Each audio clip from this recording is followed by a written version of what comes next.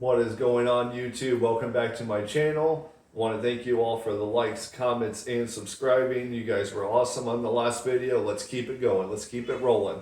I'm super excited. It is absolutely a gorgeous day out today.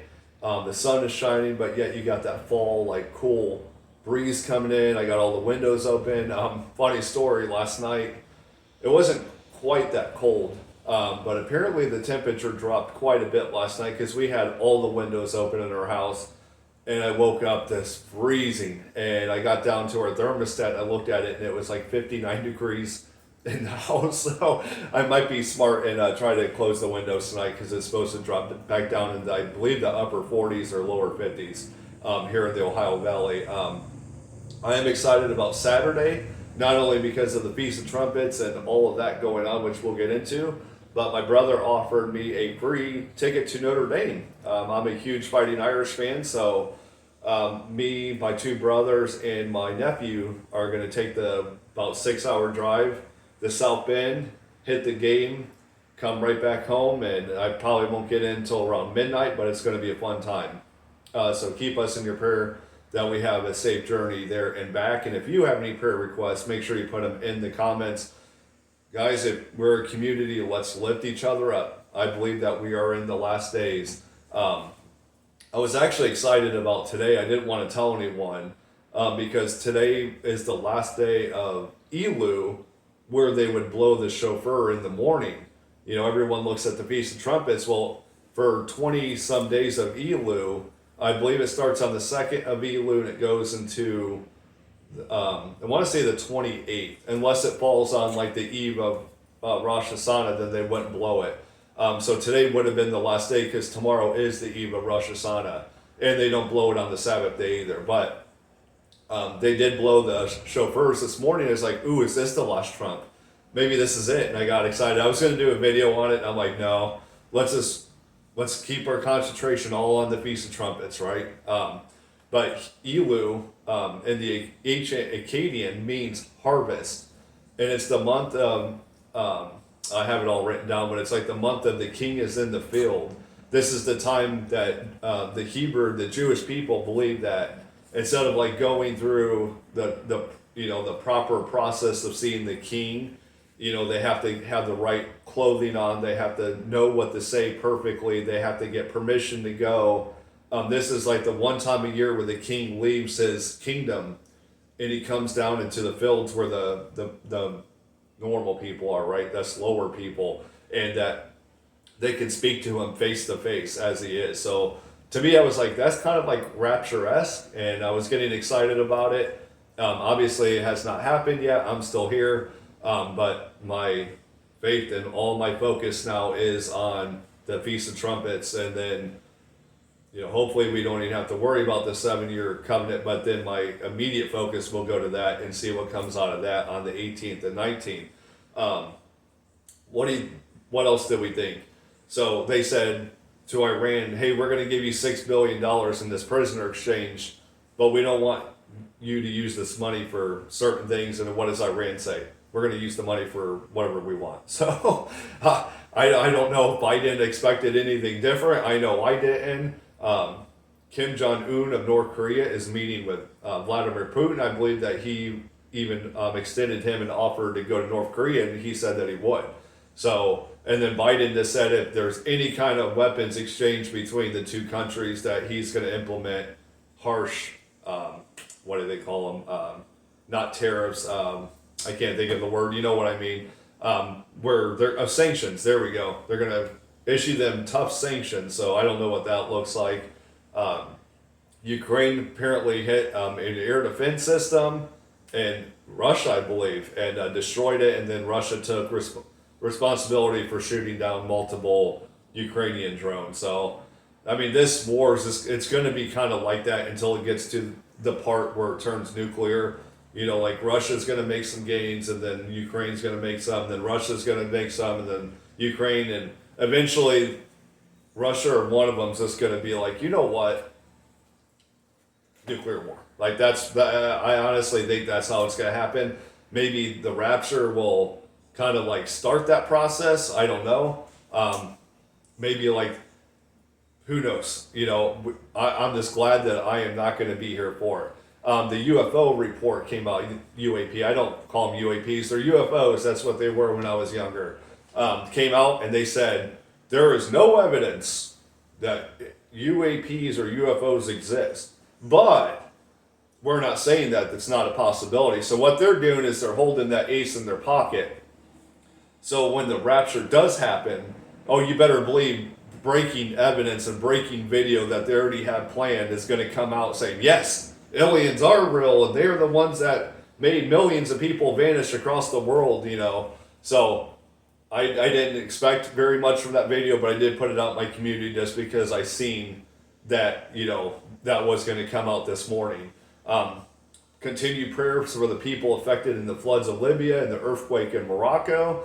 The death toll just keeps going up, and I knew that it would. As soon as they said 10,000 people are missing, well, like in a flood, if they're missing, that means they've been washed out, and they're saying they might have been washed all the way out to sea.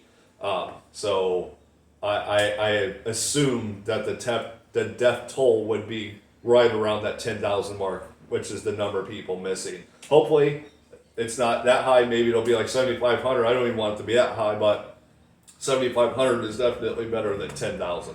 It's kind of the way of looking at it. But the video I have for you today is we're going back to the drawing board. I don't know if I'm going to call this like Secrets of the Bible Unsealed, something like that, something dramatic. But I even showed my wife and I said, honey, either I'm nuts or I found something here. And she goes, no, this is very interesting. She goes, I don't really understand it. So I got to make sure I go slow on this part. I'm talking fast now so I can save myself time on this video so we can take time to do the math, okay? And I'm not going to try to stand in front of the board. I'm going to try to be off to the side after I do it and then explain it. That way you guys at home can understand what I'm trying to figure out, all right? So let's get into it. So Jesus was reportedly crucified in year 30 AD, and I believe that. Now, there's a lot of dates. I believe the Catholic said he was crucified in the year 29 AD, and then some people have it all the way out to like 33 AD. I believe it was 30 AD just from everything that I looked at, and everything makes sense. The timeline makes sense with that date, so that's what I'm going with. So, we're going to do 30 AD right here. All right? So what am I going to do with this? Well, if we do my math, and I'll explain it later, so then you would have 3 times 3 times 3, all right? So that'll give you 27, okay? So when I do my numbers, I'll explain it real quick because I'm going to use the same formula for this whole video, okay? That way you know what I'm doing. So the 0 is obviously 0 times 0 times 0 times 0 times 0 times 0 is always going to be 0. Same at 1. 1 times 1 times 1 times 1 is always going to be 1. All right. So I'm not going to write all that out. If you see a 0 and you see a 1, all right, it's going to be 1.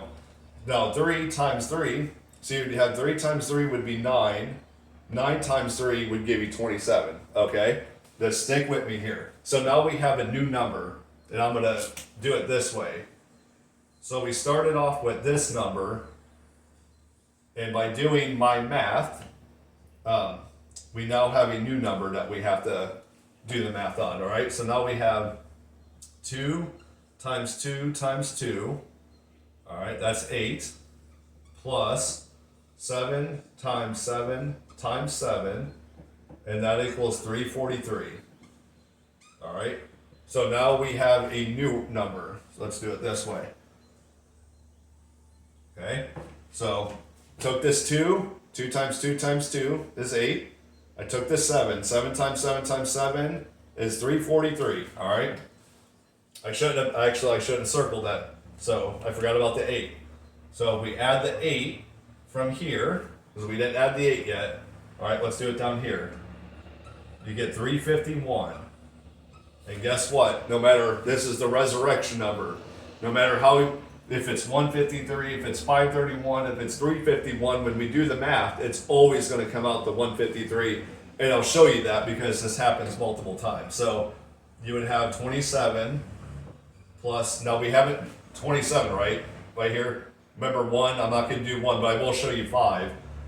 So if you did 5 times 5 times 5, that equals 125.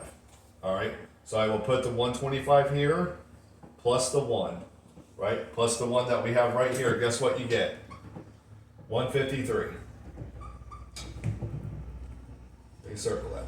So the year of Christ's crucifixion is 150. The numerical value equals 153. All right, kind of going through that. Hopefully you guys understand what I'm doing here, but I am not even close to being done. So let's do a new one. So this is the year that he was crucified equals 153. All right.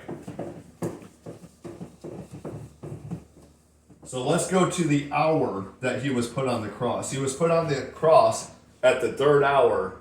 So if it goes 6 a.m. from the 3rd hour, it would be 7, 8, it would be 9 a.m. Okay, so I'll put 9 a.m. up here.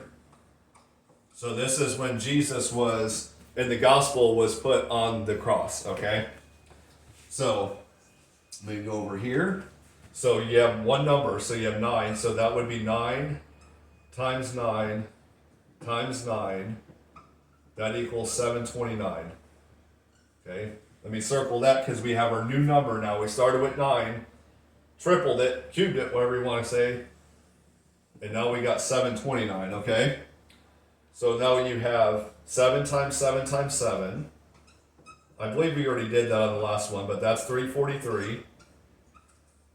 You have 2. We've already did 2, so I'm not going to do that again. We already know that 2 is 8. By the time you guys get done with this video, you guys are going to know these numbers as well as I do, because I've been using them a lot. So 9 times 9 times 9 equals 729, right? Because that's what we got up there. Well, we had 729. Well, now we had to do it again. So now we have 729 plus 8 plus 343. So let me underline those so you guys aren't confused. So we got these 3 numbers from this number right here. All right. So if we add these up, we get 1,080. All right. So now we have a new number. Let me circle this. I hope you guys are finding this really interesting because I am. So 8 times 8 times 8, I don't think we've done that one yet, equals 512. Now let me get out of the way so you guys can see that. So I took this 8 here, tripled it, you get 512. Now we have this 1. No matter how many times you multiply 1, it's always going to be 1. So guess what we get? 513. And guess what happens if we do the same math? This is 125, this is plus 1, this is plus 27. Guess what you get? 153. So not only on the year that Jesus was crucified, you get 153, but the time that he was put on the cross, you get 153. Are we done yet? Not even close. So let's go to the date or the time that Jesus was gave up his ghost on the cross, then when he died. That was at 3 p.m. And you can find that in Scripture. This is all Scripture. These are not made up numbers. So he was put on the cross at 9 a.m. And then it said in the 6th hour he gave up the ghost. That would be 3 p.m., right? From 9 a.m. to 3 p.m. is 6 hours. So we have 3. So 3 times 3 times 3 equals 27. All right? So we got 2 here. So we already know that's 8 because we've done it multiple times. We've done 7 a lot, but we'll do it again. 7 times 7 times 7 equals, you can do it on the calculator and verify, it equals 343, okay? So if we take 343, we'll take our 2 new numbers here from 27. So we have 343 and 8. We add those together. Guess what you get? That's right, 351. And if you did the same math, 27 plus 25 plus 1, guess what you get? 153. So not only do we get 153 on the date, the year that Jesus was crucified, we get 153 on the time that he was put on the cross. We get 153 on the time that he died and gave up his ghost on the cross. All right? Can we get 153 from anything else? Yes, we can. We really can. Jesus was 33 years old when he died on the cross. He died for us. Wearing the red shirt today to signify the blood that he gave up. The blood that the only reason that I am going to be raptured or anyone is going to be raptured is because we're believing on the blood, because I am a sinner. I sin every day. I don't care. I went to church all night last night. I don't care if I go to church 7 days a week. That's not going to get you into heaven. Believing on the blood is what's going to get you into heaven. All right, so I wanted to throw that out there. So Jesus was 33 years old when he died. So guess what we're going to do? 3 times 3 times 3 equals 27. Well, you have 2 3s here, so guess what? We're going to do 27 plus 27. We're going to save ourselves some room here. All right? And that equals 54. We'll put the 54 over here. Let me get my other marker here. All right, so obviously 3 times 3 times 3 is 27. Well, we have 2 3s here, so it's 27 plus 27 equals 54. Okay, so I hope you guys are tracking here. All right, let's see. So that would be 5 times, oh, wrong marker. So that would be 5 times 5 times 5. I think we've already done that one, but it's 125 plus 4 times 4 times 4 equals 64. Okay, so now we have 2 new numbers. We have 125 plus 64. We got the 125 from the 5 and we got the 64 from the 4. Okay, so now we got 2 new numbers that we have to work with. All right, some of them are short and some of them aren't. So this equals 189. Okay, so 125 plus 64 equals 189. All right, let's see here. Is this how? Yes. So this would be 1 plus 512. This is a big number. Plus 729. We've already did all these numbers, so I'm not going to keep writing them out. You know how I'm doing it. So you got 1, then 8 times 8 times 8 is 512, and 9 times 9 times 9 is 729. So now we have these 3 numbers we got to add up. So if you add these up, it comes to 1,242. And there are some of them that are easier to do.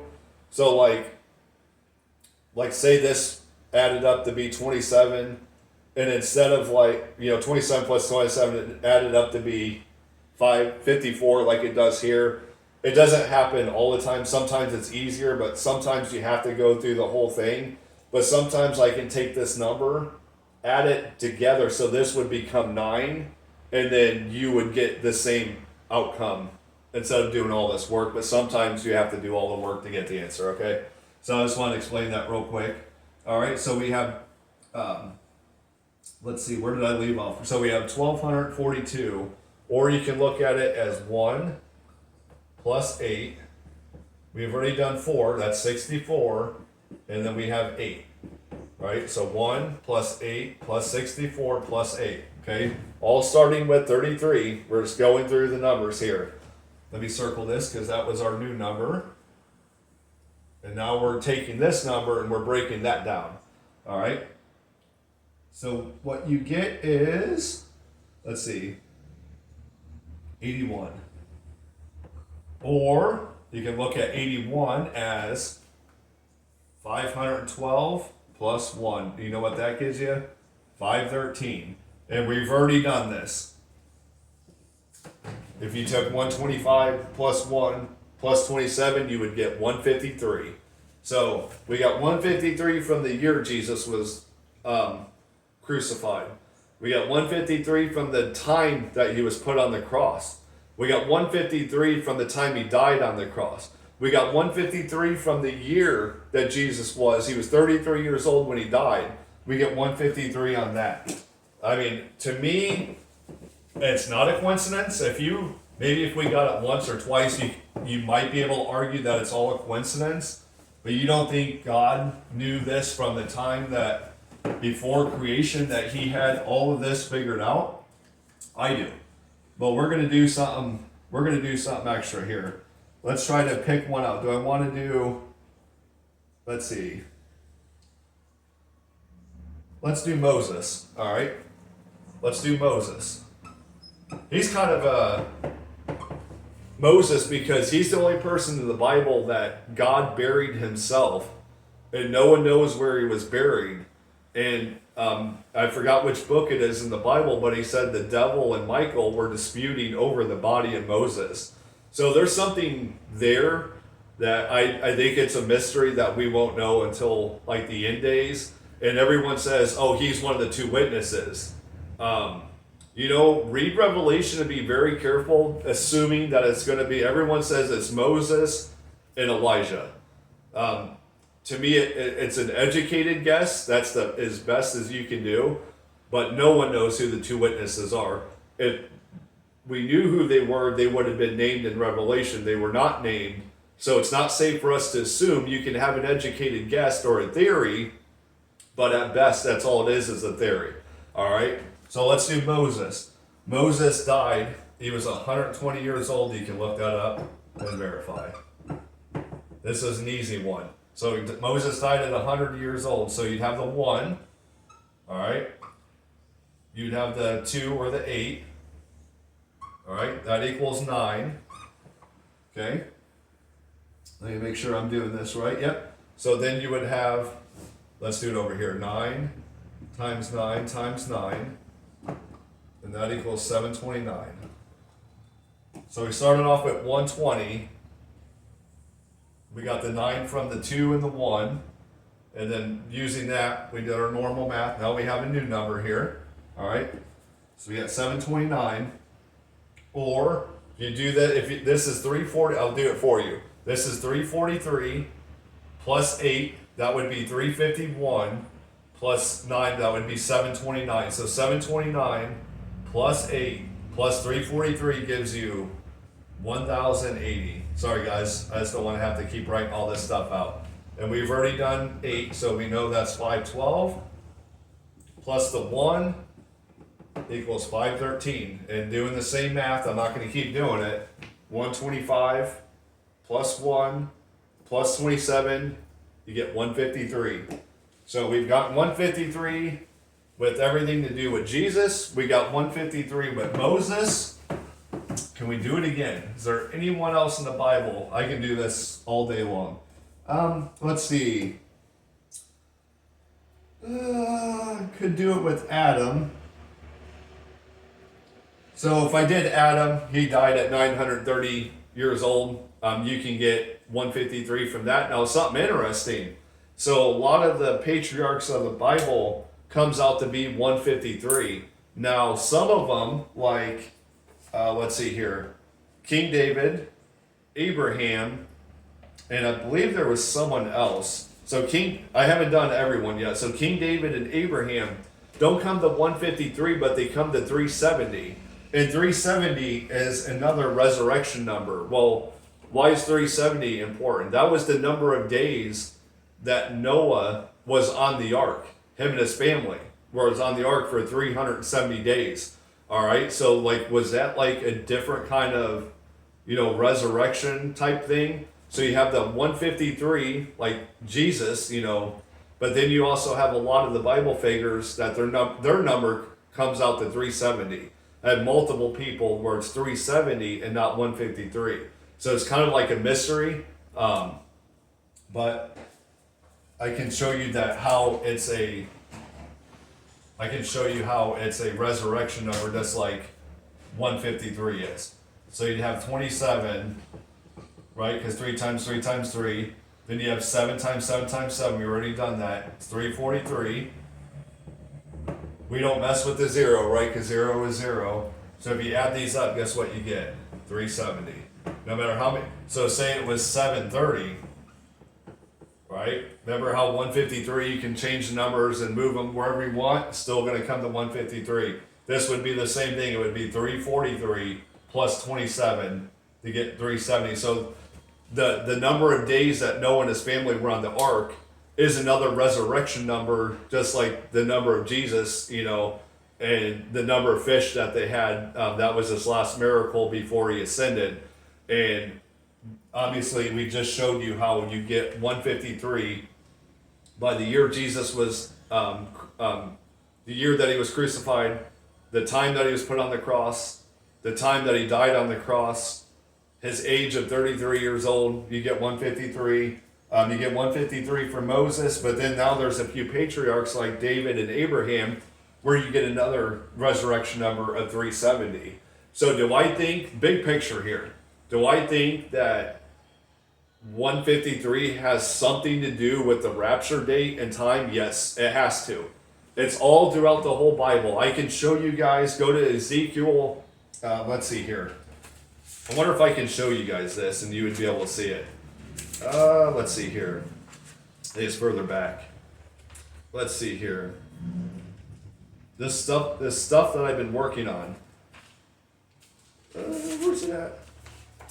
Let's see. Oh, here we go. So this is Exodus chapter 40. So this is, Ezekiel chapter 40. So Ezekiel gets this vision of this temple, and he's being told to go out, with the reed and measure. I want you guys to see these measurements, and I've only started doing them. Hopefully you guys can see this. Do you see the 351s and the 153s? It's not a coincidence that everything, it seems like in the Bible, comes to, you can say 351, but 351 becomes 153 when you do the math. So, do I think that from Genesis going all the way to Revelation, I'm finding 153, that it would be excluded from the rapture? It has to be included. If he included it in the dimensions of the temple, he included it in birth years, death years, all that stuff, then it's obviously going to be part somehow. I don't know how we can use it, but it's going to be part of the rapture time frame as well. So I found this. I hope that you guys thought it was interesting. I try to do it slow, and I try to explain it. I know there's still going to be some people. That's fine. Put it in the comments. I'll try to explain it better. But I hope that you guys like this. Let us go into Feast of Trumpets. This with this praising Jesus, right? That's what we need to do. Thank him right now, not looking ahead. Thank him for today. Thank him from you waking up and having another day on this earth. Thank him. I thanked them when I took a walk today for the green grass, the green trees, the sun. The sun felt great. Had a cool breeze. Just everything was just lovely today. So thank him. You eat today. Thank him for the food. This all day long. That's what you need to be doing, is thanking him, because every good thing that we have in this life is because of him. It's nothing that we do. It's him sustaining us. It's him pouring his blessings out on us. Keep me in prayers. We go to South Bend on Saturday. Should be a good time. If you have prayers, put them in the comments. And remember, I'm wearing the red shirt today I want you guys to remember the blood of Jesus Christ as we go in the Feast of Trumpets. It's the only reason that we're going to be evacuated out of here, is because it's not what we done. It's that we were sealed, and because we believed on his blood. All right. That's what got you saved. So keep that in mind as we go through. To me, this is the highest watch period I've only been saved from April, so I really wasn't looking for the second coming of Christ, or I wasn't looking for the rapture or anything like that. I was just kind of going through life like the rest of the world, right? Lost. Just kind of wandering through life.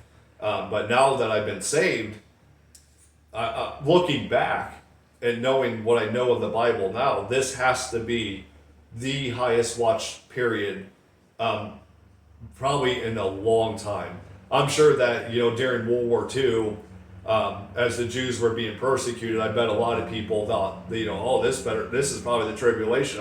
I bet the rapture is going to be coming soon. I can see that.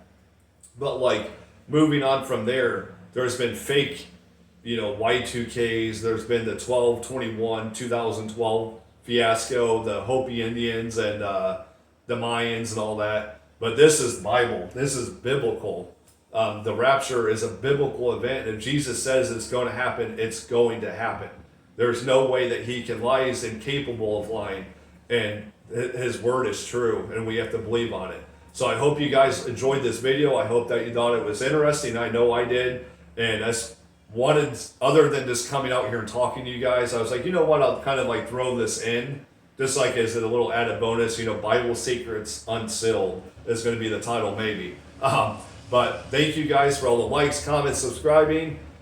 This is the highest watch period. Let us have faith that we're going home. And if not, that's fine. We're going to look for the next watch period. We're going to look for the next date. We're going to keep watching, all right? I love you guys. And if you don't see me, maybe we'll have a cup of coffee or something in heaven. Love you.